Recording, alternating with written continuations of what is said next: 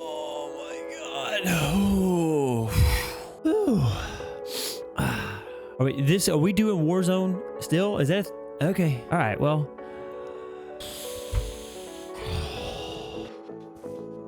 Yeah, okay. No, it's cool. Yeah, we're good. Okay, yeah, roll it.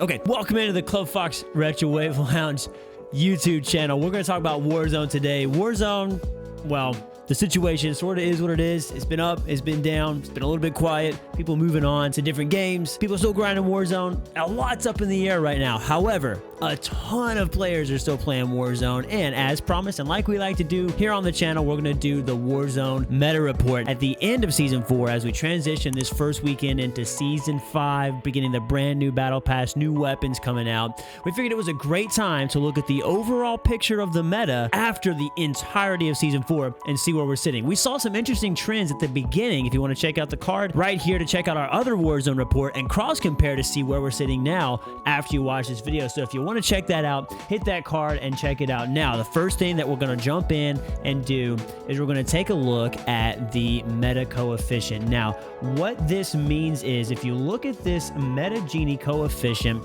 the higher that line is to the top, the less diverse the game is. The lower it is to the bottom, the closer it is to the bottom, the more diverse the game is. You've actually seen some real big dips here, for example, midway through June and July, when a lot of stuff was going on where you're going to use the C58, you're going to use the Groza, you're going to use the FFAR, you're going to use the Farah, you're going to use the Krieg 6. Lots of different things for long range, for mid range, all kinds of things were happening. So people were sort of figuring out the meta, and then you see it spikes back up. Same thing, dips back down, and it spikes right back up, sitting at right around a 0.78, right? So it is not a very diverse meta right now. It's a little more diverse than some of the spikes that you've seen way back in January and in April and May, but it isn't super diverse either. So that's the first thing. Now, the next things that we're going to look at in order are going to be your primary weapon choices, your secondary weapon choices, very briefly, because most of the time people are going to be running some sort of overkill where they're using two primary weapons, but there are some sidearms that people are preferring to use,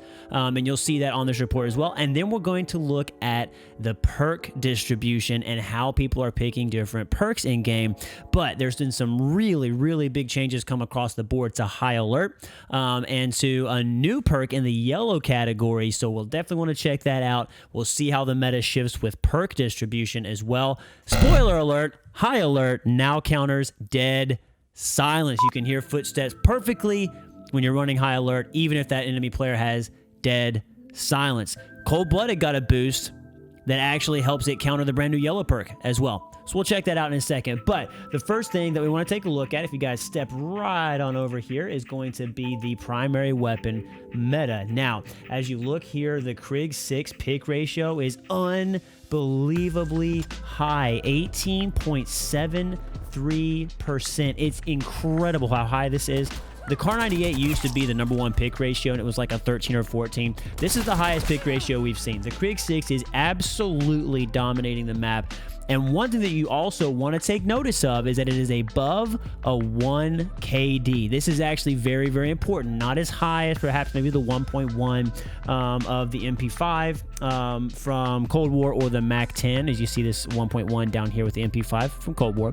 Those are a lot higher. You've got a 1.29 for the C58, but it hasn't been used as much, so that KD hasn't had a chance to settle back in like will typically happen after it gets a lot more usage by a lot more players. But the Krieg 6 at 1.01 KD, that is absolutely stunning. Next, the Kar 98, unbelievably so, is still second on the list, and it's been dropping in popularity for the past few seasons, but it is still second on the list in pick rate. Mac 10 has actually got a lot more picks recently, as well as the Bullfrog, for a couple different reasons. The Mac 10 has sort of been proliferated through the entire meta for whatever reason, even though a lot of the experts are saying don't use it. It takes an entire magazine to down and thirst a person, but for some reason it's a hard hitter, or people think it's a hard hitter, so they like to use it. The Bullfrog, it just has tons of ammo. To be full point blank and clear and honest with you, the Bullfrog has a lot of ammo and fairly decent range as well, and you can succeed up front. You're probably going to get melted by most MP5 or Mac 10 players up close, but the Bullfrog is so versatile. It's It's actually a great weapon to have as like sniper support or long-range AR support if you're pairing it up with a Kar 98 marksman rifle or a SPR or whatever sniper rifle, the Swiss, or if you're running with a Krig 6 or a C58 or a Farah 83. Now, a couple other things that we want to look at in the top 10. The C58 has gained a lot of popularity. The Swiss K31 is dropping a little bit because there was this iteration of the Swiss that everyone thought it was going to take over the Kar 98 and just be the king of the map. Well, it turns out the Kar 98 is actually still up for debate as the best sniper in the game. And a lot of people on YouTube are talking about, is the Swiss better, is the Kar 98 better? If you want to search that, it's definitely some good content to look. The Modern Warfare MP5 sitting steady at a 5.19 as compared to the 2.34 of the Cold War MP5. The Modern Warfare MP5 still just hits absolutely crazy hard, and I feel like it's a little more controllable from a recoil standpoint as well. Rounding out our top 10, the Growl 5.56, Farah 83, Milano 8.21. You can see the respective pick rates there. We're starting to dip down into really, really low pick rates here at this point. Now, you're going to see the Tech 9. The Tech 9 is actually, interestingly enough, just now in the game. So this is brand new data, and I mean brand new data.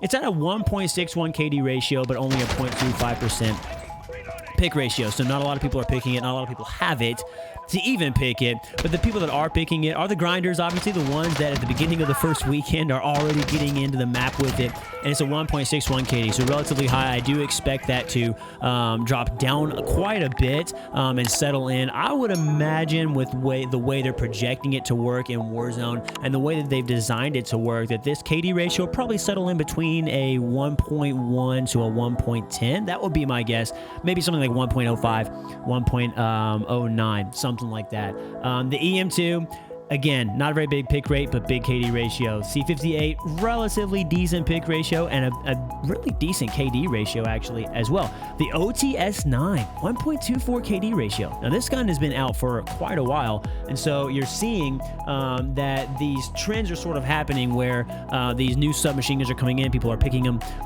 as like sidearm support or whatever that may be, and they're being successful with them. So with the Tech 9 and the OTS9 in particular, you're seeing a relatively high KD with those. So that sort of rounds out our KD ratio and our pick ratio for our main weapons. So the next thing that we want to take a look at are going to be our secondary weapons. Warzone Ranked is a great resource to look at the meta. Now, we are at a 0.655, 0.66 meta Gini coefficient for your secondary weapon. So we're actually seeing a fairly diverse, but not mega diverse secondary weapon meta. Now, you can see what it's dominated by. It's the Psychov and the Diamatti, and I mean really, really dominated. You haven't seen as much of the AMP-63 up here, which like you thought you would when people at first were sort of experimenting with it, but now people have really just dived into holding the Diamatti in their sidearm pocket, and then the Psychov as well. It's that full auto. It's a super melter. It's got 80 rounds in its magazine if you get the extended magazine. And the Diamatti, of course, the beauty of that is the dual wield is just super, super OP. And you can see you've got a great KD ratio for these two weapons as well. And then way below the Psychov, 10 points below the Psychov are going to be your 1911, and then a couple of the RPGs. There are still people carrying RPGs as their primary secondary choice, if that makes sense. So you can see a lot of random different things here that people are picking. Most of the time it's going to be because this is a throwaway weapon. The last thing that we want to look at is going to be our perks here. We'll mention equipment really, really quickly. It's just two people are carrying, but it really is a preference thing. There are some that are probably better than others. Simtex over frag grenade, things like that. Throwing knife is really, really good for insta-thirsting, so a lot of people are picking that as well. Perk 1 slot, double time. This helps with that tactical sprint coming up out of your slide canceling, if you do a lot of slide canceling, if you think that's necessary. But one thing that has been ramping up a lot more recently has been cold-blooded. It's actually back up to a 25%, 26% pick rate. And then EOD, a lot of people are still afraid of those, those explosive kills and getting run up on by some guy with an RPG or a really good grenade throw or something like that. So there are people picking EOD quite a few times. Perk 2, it is basically going to be dominated by Ghost and Overkill, and there is absolutely no surprise here. Tempered is a really cool new perk where you only have to have 2 armor plates to fill yourself up to full, and each armor plate carries 75% health instead of 50, so it's a lot easier to refill your plates because you only have to refill 2. to get to full health, so much quicker to get back in the fight, and they are more durable. So we're going to see a lot more tempered picks probably. We'll see a little bit of a spike, and it may settle in because it's kind of gimmicky, but we'll see how the meta sort of shifts. Moving on to perk number 3, Combat Scout has gotten a massive spike. Now, Combat Scout is very, very interesting. It gives you the ability to highlight enemies and automatically ping them after dealing damage. So you'll actually see an outline of the enemy that you hit, and it pings on the mini-map when you hit them, so you know exactly where they are for a short period of time. Other than the automatic ping, the rest of the information isn't conveyed to your teammates, so you will see the highlight, but your teammates won't, but they will see that ping on the mini-map. Cold-Blooded has actually been boosted to counteract this perk, so you may see Combat Scout get a little bit more opportunity to be on the map, but then people are going to start running that Cold-Blooded, and as you can see up here, the pick rate has started to pick up again, right? Your equipment. Heartbeat sensor, 61% of the pick rate. No surprise there. But the KD ratio, just a flat 1. It doesn't really help you that much because most smart players and most lobbies are going to be running some form of ghost class, right? So that's going to be very, very rare that it becomes effective anytime late in the game. Simtex 100% is the obvious choice for the #1 pick for equipment, but Thermite and Throwing Knife gaining some popularity here for Throwing Knife. Thermite is still very popular, even though dropping a little bit, but good for vehicles and good for downing and thirsting people or cleaning and flushing them out of areas. And you can throw it pretty far as well. The Throwing Knife is for those real super aggressive players that are going for those kill counts, going for those 20 bombs and those 30 bombs, and you want to down a guy, and instead of wasting a whole magazine or having to run over and punch him to death, you just toss that Throwing Knife at him real quick, and if you're accurate and you get your reflexes down enough, you're already aiming at the player, so you just don't have to even adjust. You can just throw that Throwing Knife really quickly and get that insta-thirst. That wraps up the Warzone report for the end of Season 4. We've seen some really interesting trends. We've seen some things pick up and sort of slide back down.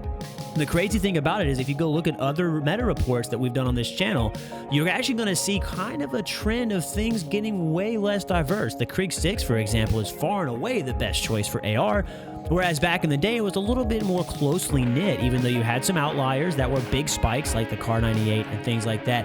We're interested to see where the meta goes. Is it going to shift that drastically with the big player base moving to different things like Splitgate, the new Halo coming out, Battlefield, the new Call of Duty's coming out, or other things that are taking people's attention like Apex and things like that, other Battle Royales. So we're interested to see where the meta ends up going and how it settles in. We're going to check in at the midway point of the season, see if there's anything interesting to put into a new report, and at the very minimum, we were doing another report at the end of Season 5 and see how the entire season shapes out. Thank you guys so much for your time. Get out there if you enjoy Warzone and if you enjoy Verdansk. Me personally, y'all can do it on your own. I'll be over here playing multiplayer and actually having fun. But if you enjoy multiplayer, that's fine. If you enjoy Battle Royale, that's also fine. Get out there, use the meta, change the meta, maybe do something a little bit interesting or different. We'll see you guys on the next one.